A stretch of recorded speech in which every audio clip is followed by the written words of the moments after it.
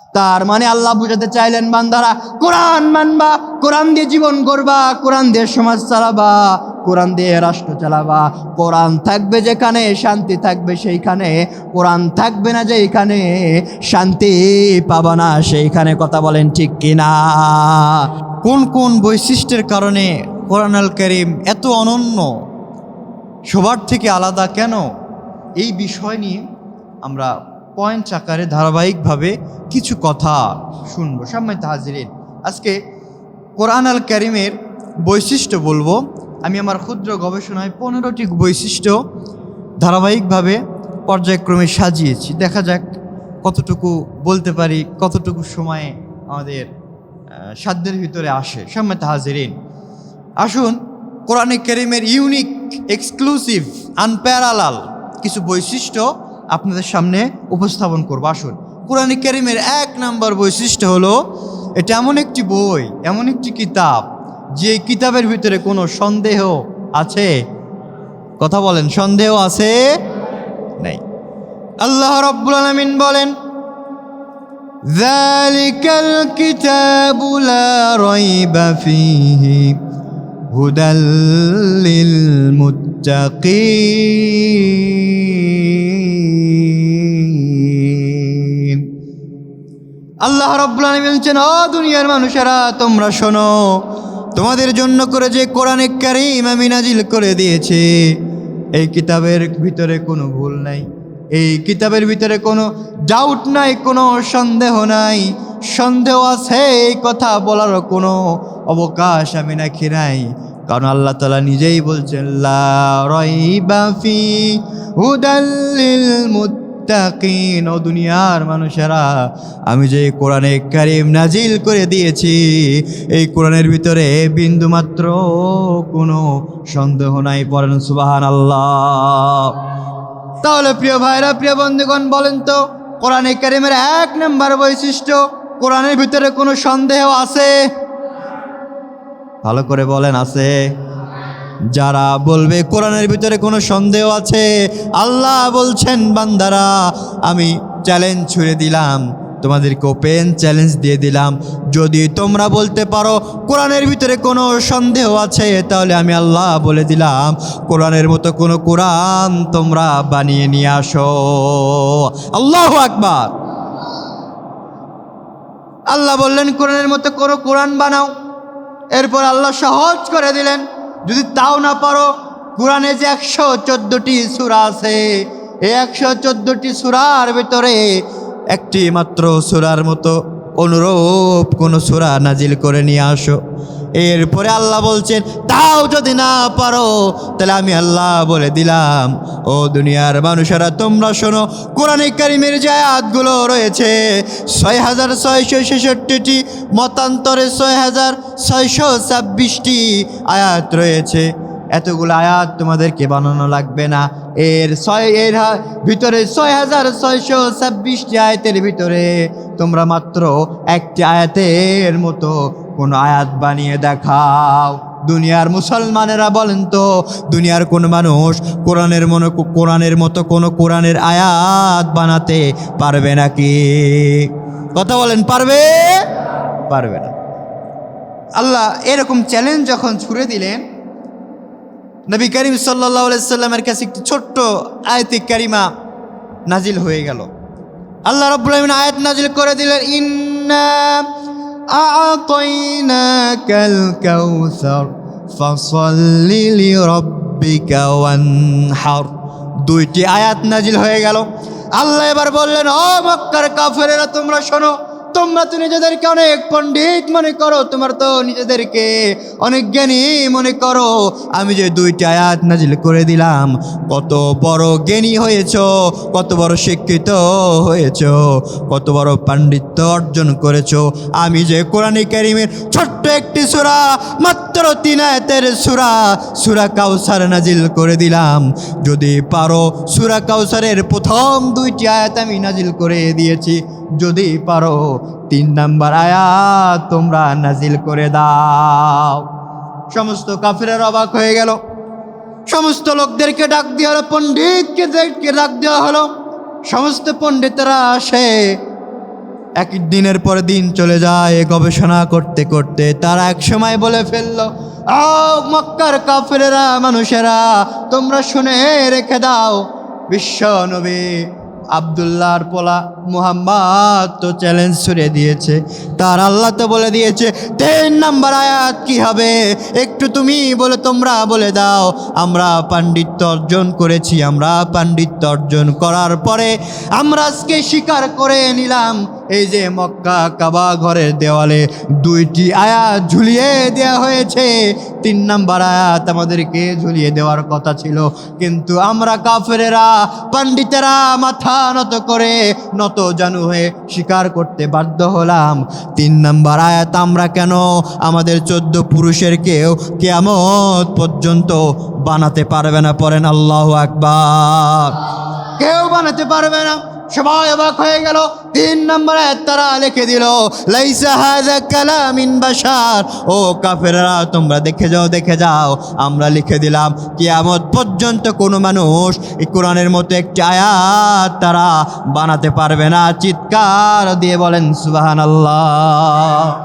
তাহলে কোরআন এমন একটি কিতাব যার ভিতরে কোনো ভুল নাই, যার ভিতরে কোনো সংশয় নাই। এটার চ্যালেঞ্জ, এটার গ্যারান্টি দিচ্ছেন কে? সবাই একটু বলেন না কে? তাহলে কোরআনে কারীমের 1 নম্বর বৈশিষ্ট্য হলো this is the book, there is no doubt. এটা এমন একটি বই, এমন একটি কিতাব যার ভিতরে কোনো সন্দেহ নাই, কোনো সংশয় নাই। চিৎকার করে বলেন আল্লাহু আকবার। তাহলে 1 নম্বর বৈশিষ্ট্য হলো এটা এমন একটি কিতাব যার ভিতরে কোনো সন্দেহ নাই। এবার আসুন 2 নম্বর বৈশিষ্ট্য। আল্লাহ তাআলা বলছেন 2 নম্বর বৈশিষ্ট্য হলো এটা হুদাল্লিল মুত্তাকিন। আরেক জায়গায় বলছেন হুদাল্লিন নাস, মানব জাতির জন্য হেদায়েতের কেন্দ্রবিন্দু। সুবহানাল্লাহ বলবেন না? বলেন তো এই কোরআন মানুষকে হেদায়েত দিতে পারে কি পারে না? পারে। কেমন পারে? ওমর ফারুক রাদিয়াল্লাহু তাআলা আনহু ইসলাম গ্রহণ করেন নাই। আবু জেহেল ঘোষণা করে দিল, যে ব্যক্তি মুহাম্মাদের কল্লা এনে দিতে পারবে তাকে আমি আবু জেহেল 100টি উট পুরস্কার দিয়ে দেব। 100টি উট পুরস্কার পাবে এমন ঘোষণা যখন আবু জেহেল দিয়ে দিল, আবু জেহেল দিয়ে দেওয়ার পরে ওমরে ফারুক লাফ দিয়ে উঠে দাঁড়ালেন, দাঁড়িয়ে বলছেন আবু জেহেল রে, আবু জেহেল তুমি শোনো, যদি তোমার কথা ঠিক থাকে, কারণ তোমার কথা তো কোনো ঠিক থাকে না, কারণ কর্মীরা জানে নেতার কথা, কখন নেতা কোন কথা বলে। সকালে এক কথা বললে বিকালে ভুলে যায়, এমন নেতা আছে না নাই? আছে না নাই? আছে। ওমরে ফারুক বলতেছে, নেতা তুমি তো বললা 100 উট দিবা, তবে তোমার কথা যদি সত্য হয়, তোমার কথা যদি ঠিক থাকে, তাহলে আমি ওমরে ফারুক যাব মুহাম্মাদের কল্যাণের জন্য করে। চলে গেলেন মুহাম্মাদের কল্যাণের জন্য করে। প্রতিমধ্যে হঠাৎ করে একজন এসে বলতেছে, ওমরে ফারুক তুমি কেন যাও? কোথায় যাও রে ওমরে ফারুক? ওমরে ফারুক বলতেছে, ও ভাই আমি তো যাই মুহাম্মাদের কল্যাণের জন্য। ভাই এবার ওই লোকটা প্রশ্ন করছে, তুমি কেন ওমর তুমি যাও কেন মুহাম্মাদের কল্যাণের জন্য? কেন মুহাম্মাদের কল্যাণের জন্য তুমি রওনা দিয়েছ? এবার ওই ওমরে ফারুক বলতেছে, মুহাম্মদ তো আমাদের বাপ দাদার ধর্মে চুন কালি মেখে দিয়েছে, চুন কালি লাগিয়ে দিয়ে তার আল্লাহর ধর্ম প্রচার করছে, দিনের কথা বলছে, আল্লাহর দলের কথা বলছে। আমরা যে শয়তানের দল করি, মানুষের মতবাদ দিয়ে চলি, মানুষের আইন দিয়ে চলি, লেনিন কালমার্সের আইন দিয়ে চলি, তাদের অনুসরণ করে দল গঠন করেছে। তাদের দল অনুসরণ করা বাদ দিয়া আল্লাহর দলের কথা বলছে, ইসলামের কথা বলছে। এই জন্য তার কল্লাকে দ্বিখণ্ডিত করার জন্য করে আমি ওমর নিজেই দায়িত্ব নিয়ে নিয়েছি। ওমর ফারুক বলতেছে, আমি যাব মুহাম্মাদের কল্যাণের জন্য। এবার ওই লোকটা বলতেছে, তুমি মুহাম্মাদের কল্যাণ বা দেরি করে, আগে যাও তুমি তোমার বোনের ঘরের ভিতরে চলে যাও। বোনের ঘরের ভিতরে গিয়ে দেখো, যেই দোষের কারণে, যেই ভুলের কারণে তুমি মুহাম্মাদের কল্যাণ নিবা, ওই ভুল, ওই দোষ, ওই ইসলাম তোমার বোন ফাতিমাও গ্রহণ করে নিয়েছে। আস্তে কন সুবহানাল্লাহ। একটু জোরে বলি সুবহানাল্লাহ। ওমর ফারুক আর দেরি করলেন না, চলে গেলেন বোনের ঘরে। বোনের ঘরে যাওয়ার পরে বোনকে গিয়ে দরজায় ধাক্কা দিচ্ছে। বোন এবার ভেতর থেকে কেমন জানি কোরআন তেলাওয়াতের আওয়াজ শোনা যায়। এমন সময় ওমরে ফারুক রাগান্বিত হয়ে দরজা ভেঙে ভেতরে ঢুকে পড়লেন। ঢুকে পড়ার পরে বোনকে এবার ধাক্কা মেরে জামিনে ফেলে দিলেন। জামিনে ফেলে দিয়ে মারতে মারতে রক্তাক্ত করে ফেললেন। রক্তাক্ত করতে করতে এবার ভাই হয়ে বোনের দিকে যখন তাকিয়ে ফেলে দিয়েছে, বোনের রক্তাক্ত চেহারার দিকে যখন তাকিয়েছে, ভাই হয়ে দয়া চলে এসেছে। মায়া আসার পরে ওমরে ফারুক বোনকে জিজ্ঞেস করতেছে, আরে আমার বোন রে, তো কি এত মারি, এত রক্তাক্ত করে ফেলে দেই, তবু কেন ইসলাম সারিস না? এত মামলা দেই, এত হামলা দেই, এত তোকে নির্যাতন করে, এত নির্যাতন করার পরে, এত জুলুম করার পরে, অত্যাচার করার পরে, তোদের বিরুদ্ধে এত কুলাঙ্গার অভিযোগ দেওয়ার পরেও, এত অভিযোগ তোদের বিরুদ্ধে দেওয়ার পরেও কেন দিনের পথ থেকে ফিরে আসিস না? কেন আল্লাহর দিন থেকে ফিরে আসিস না? কেন দিন কায়েমের কথা বলিস? এত মামলা হামলা দেওয়ার পরে ওমরে ফারুক বলতেছে, বোন রে, এত নির্যাতন করি, কেন তুমি ইসলাম ত্যাগ করো না? কেন নবীর ধর্মকে ত্যাগ করে দিয়া আমার ধর্মে চলে আসো না? এবার ওমর ফারুকের বোন বলছে, ভাইয়া, ও ভাইয়া, তুমি শোনো, তুমি যদি আমাকে মারতে মারতে মেরেও ফেলে দাও রে ভাইয়া, আমি তোমাকে বলে রেখে দেই, যে ধন পেয়েছি, যে সম্পদ পেয়েছি, এই সম্পদ জীবন দিয়ে দেব, তবু ছাড়বো না, তবু আমি ছাড়তে পারবো না। ওমরে ফারুক অবাক হয়ে গেলেন। ওমরে ফারুক বলতেছে, বোন রে, কোন কারণে, কিসের জন্য এত মায়া, কিসের জন্য জীবন দিয়ে দিবা, তবু আমার কাছে আত্মসমর্পণ করবা না? এবার বোন বলতেছে, ভাইয়া, আমি ইসলাম ধর্ম গ্রহণ করে নিয়েছি, আল্লাহর কাছে আত্মসমর্পণ করে নিয়েছি, ও ভাইয়া, আমি ইসলাম ত্যাগ করতে পারবো না। এবার ওমরে ফারুক বলতেছে, কি পড়তেছিল আমাকে একটু দাও। এবার যখন ওই কোরআনে কারিম নেবে, কোরআনে কারিমের কিছু অংশ যখন হাতে নিতে চায়, ওমরে ফারুকের বোন বলতেছে, ভাইয়া রে, ভাইয়া, তুমি তো নাজাসাত, তুমি তো অপবিত্র, ঈমান আনো নাই, কাফেরা কোনো আছো, তুমি তো অপবিত্র অবস্থায় আমার কোরআনে কারিম ধরতে পারবা না। এবার যখন এরকম করে বলে ফেললো, ওমরে ফারুকের বোন ফাতেমা ওমরে ফারুকের নিজ হাতে উজু করায় দিলেন। অজু করায় দিয়া যেই মাত্র কোরআনটা হাতে দিয়েছে, দু এক লাইন পড়ার পরে ওমরে ফারুক অবাক হয়ে গেলেন। ওমরে ফারুকের এই তেলাওয়াত করার কারণে অন্তরের ভিতরে যিনি নূর দিয়ে দিয়েছেন, আওয়াজ করে বলেন তো তিনি কে? আল্লাহ নূর দিয়ে দিয়েছেন। নূরের তাজাল্লি যখন অন্তরে ঢুকে গেছে, ওমরে ফারুক বলতেছে, ও বোন, ও বোন, আমি আর দেরি করব না, এসেছিলাম মুহাম্মাদের কল্লা দ্বিখণ্ডিত করে দেওয়ার জন্য করে, এই তরবারি আমি মুহাম্মাদের সামনে নিয়ে যাব রে বোন, আমি যাব মুহাম্মাদের সামনে, কোথায় আছে মুহাম্মদ বলে দাও। বোন যখন বলে দিল, চলে গেল বিশ্বনবীর দরবারে। বিশ্বনবীর দরবারে যখন আসতেছে, পাশে ছিল বিশ্বনবীর চাচা হামজা রাদিয়াল্লাহু তাআলা আনহু। হামজা রাদিয়াল্লাহু তাআলা আনহু বলতেছেন, ইয়া রাসূলুল্লাহ, ইয়া হাবিবাল্লাহ, ওই যে আসতেছে ওমর, ওমর তো আসতেছে নাঙ্গা তরবারি নিয়া, আপনাকে মেরে ফেলার জন্য করে আসতেছে। এবার বিশ্বনবী বলতেছেন, ও চাচা, আপনি চিন্তা করিয়েন না। নবীর চাচা বলতেছে, নবী, আপনি একটাবার আদেশ দেন, একটাবার অনুমতি দিয়ে দিলে আমি হামজা নিজের জীবন বাজি রেখে ওমরকে আপনার কাছে আসতে দেব না। পড়েন সুবহানাল্লাহ। আপনার কাছে আসতে দেব না। এই কথা যখন বললেন, বলার সঙ্গে সঙ্গে আমার নবী বলছেন, চাচা, আপনি উত্তেজিত হবেন না গো চাচা, আপনি জানেন না আমি গত রাত্রিতে আল্লাহর কাছে দোয়া করেছিলাম, আমার মনে হয় আমার দোয়া আল্লাহ কবুল করে নিয়া ওমরকে ইসলামের জন্য কবুল করে নিয়েছে। ওমরে ফারুক চলে আসতেছে বিশ্বনবীর সামনে।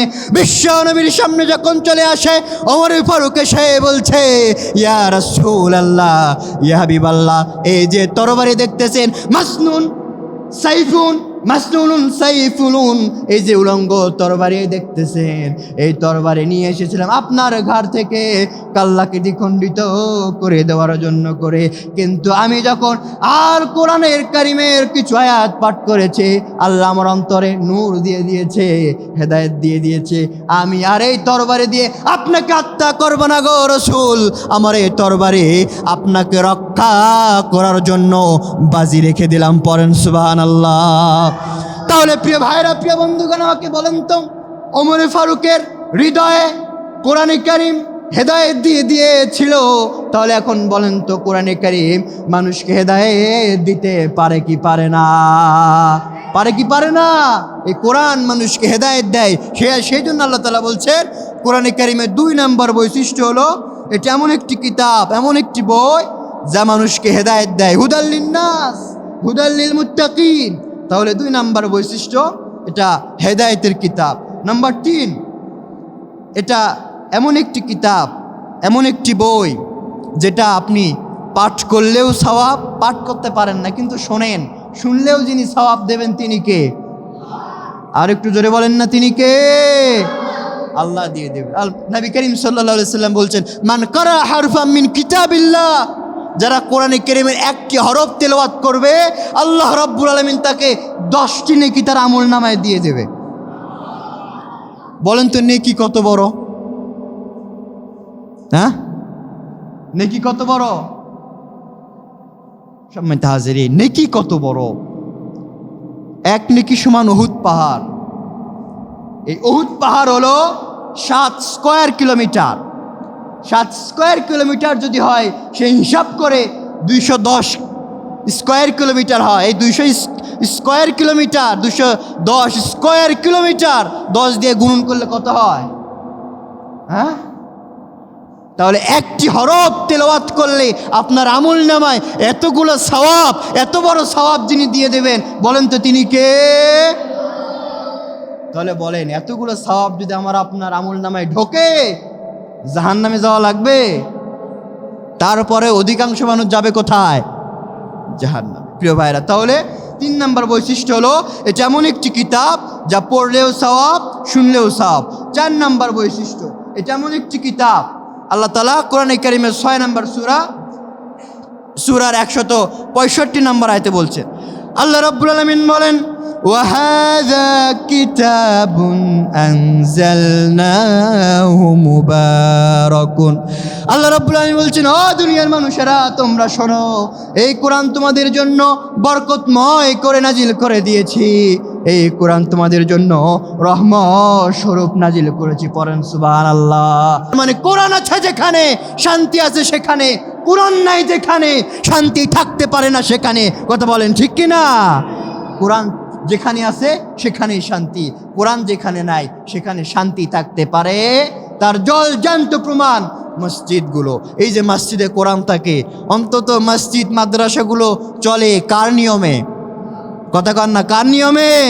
আল্লাহর নিয়মে চলে। তো এই কোরআন দিয়ে বা আল্লাহর নিয়মে চলার কারণে মসজিদ মাদ্রাসাগুলোতে তুলনামূলকভাবে পদবি বাদ দিয়ে, সভাপতি সেক্রেটারির পদ বাদ দিয়ে কোনো গন্ডগোল আছে? এখন তো মসজিদগুলোতে গন্ডগোল ঢুকে গেছে, মারামারি ঢুকে গেছে। পদ নিয়ে সভাপতি হবে কে, সেক্রেটারি হবে কে, এটা নিয়ে মারামারি, গুতাগুতি, কিলাকিলি আমাদের দেশে আছে না নাই? কথা কন না, কে আছে না নাই? আছে, অনেক মসজিদে আছে। মসজিদের সেক্রেটারি হবে কে, সভাপতি হবে কে, ম্যানেজিং কমিটি নিয়ে মারামারি করে, মসজিদের টাইলস ভেঙে, গ্লাস ভেঙে রক্তাক্ত হয়, এমন দৃষ্টান্ত আছে না নাই? প্রিয় ভাইরা, প্রিয় বন্ধুগণ, তাহলে মসজিদগুলো আমাদের জন্য একটা উদাহরণ, আল্লাহর প্রতীক, শান্তির প্রতীক।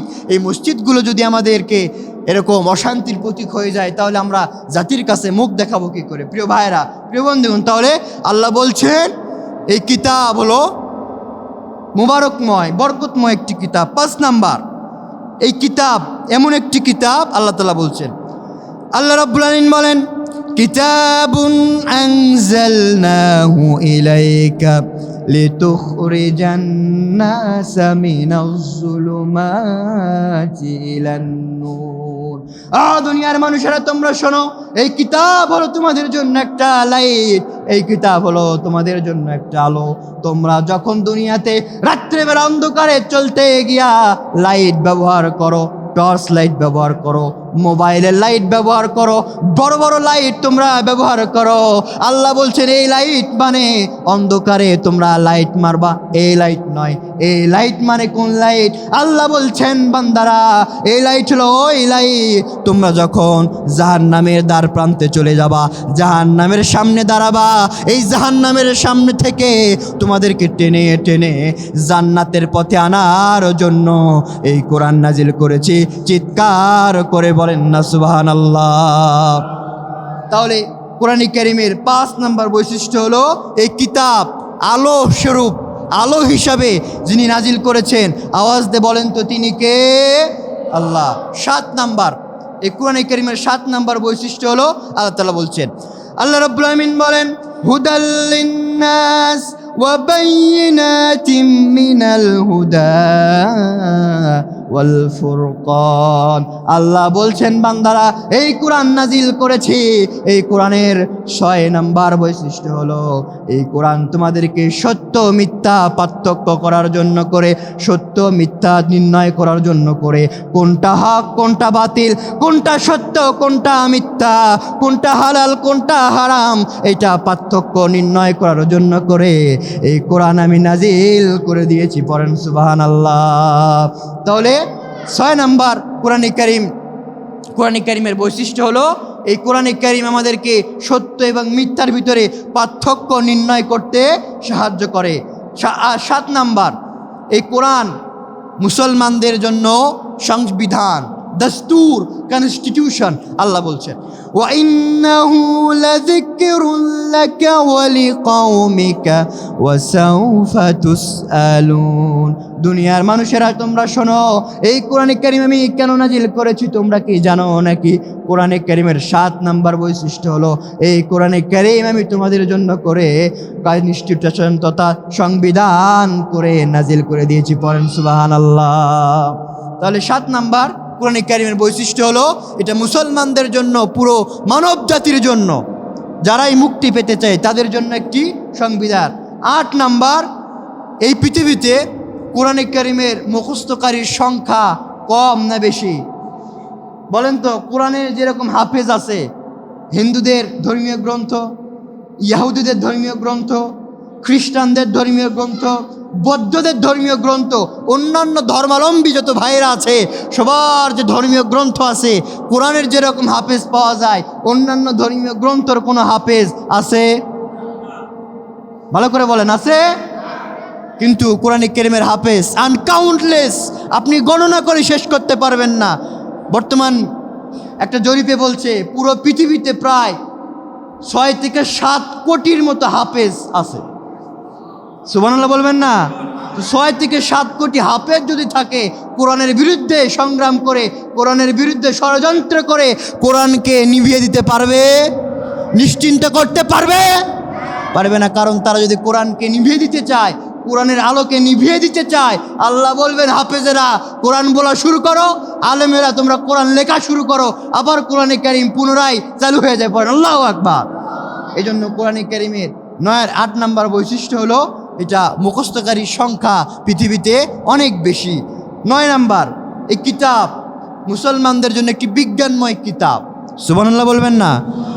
আল্লাহ তাআলা বলছেন ইয়াসিন ওয়াল কুরআনিল হাকিম, এই কোরআন তোমাদের জন্য একটা বিজ্ঞানময় মহাবিজ্ঞান।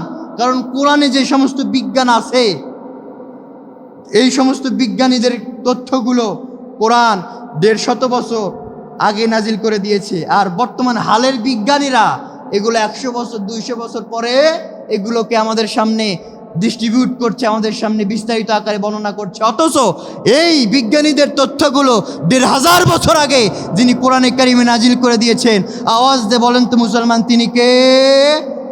আল্লাহ। তাহলে 9 নম্বর হলো এটি বিজ্ঞানময় একটি কিতাব। 10 নম্বর, এটি মুসলমানদের ওয়াজের কিতাব। আল্লাহ তাআলা বলছেন হাদা বায়ানুল লিন্নাস এটা মুসলমানদের জন্য ওয়াজের কিতাব। এখান থেকে মুসলমানদেরকে ওয়াজ করে শোনাতে হবে। কোরআন হাদিসের বাহিরে বাবার কিচ্ছা, দাদার কিচ্ছা, বাইম মাসের কিচ্ছা, সাপের কিচ্ছা বলে মানুষদেরকে বিভ্রান্ত করা যাবে না, বরং কেবলমাত্র শুধুমাত্র কোরআন হাদিস থেকে মানুষদেরকে সতর্ক করতে হবে। এই হুকুম কার? আসতে বলবেন না কার? 11 নাম্বার, এই কিতাব হচ্ছে মুমিনদের জন্য শেফা। অনুনাজ্জিলু মিনাল কোরআনি মা হুয়া শিফা। আল্লাহ তাআলা বলছেন এই কোরআন মুমিনদের জন্য শেফা। কোন শেফা? মুমিনদের সমাজে যতগুলো ব্যাধি আছে, এই শেফা মানে শুধুমাত্র শরীরের যে ব্যথা, শরীরের যে অসুখ আছে, এই শেফা নয়। এই শেফা মানে হলো সমাজের কোথায় কোন অসঙ্গতি রয়েছে, সমাজের কোন জায়গায় ঘুণে ধরেছে, কোন জায়গায় পোকায় খাচ্ছে, কোন জায়গায় শয়তানে ধরেছে, এই সমস্ত জায়গাগুলো চিহ্নিত করে এই সমস্ত অসুখগুলো দূর করার জন্য কোরআন যিনি পাঠিয়েছেন বলেন তো তিনি কে? আল্লাহ। তাহলে 12 নাম্বার, এই কোরআন মুসলমানদের ইমানদারদের ইমান বৃদ্ধি করে দেয়। 13 নাম্বার, এই কোরআন মুসলমানদেরকে মানুষদের পক্ষে কিয়ামতের ময়দানে সাক্ষ্য দেবে। তার মানে কোরআন হলো মুসলমানদের জন্য, মানুষদের জন্য সুপারিশকারী। আবার এই কোরআন মানুষদেরকে সুপারিশ করে জান্নাতে নিয়ে যাবে, আবার এই কোরআন মানুষের বিপক্ষে সুপারিশ করে জাহান্নামে নিয়ে যাবে। তাহলে কোরআন কারীমের 14 নম্বর বৈশিষ্ট্য হলো এই কিতাব এমন একটি কিতাব, যে কিতাবের মতো কোনো কিতাব পৃথিবীর কেউ কিয়ামত পর্যন্ত চেষ্টা করেও একটি কিতাব বানাতে পারবে না। তাহলে সম্মানিত হাজিরিন,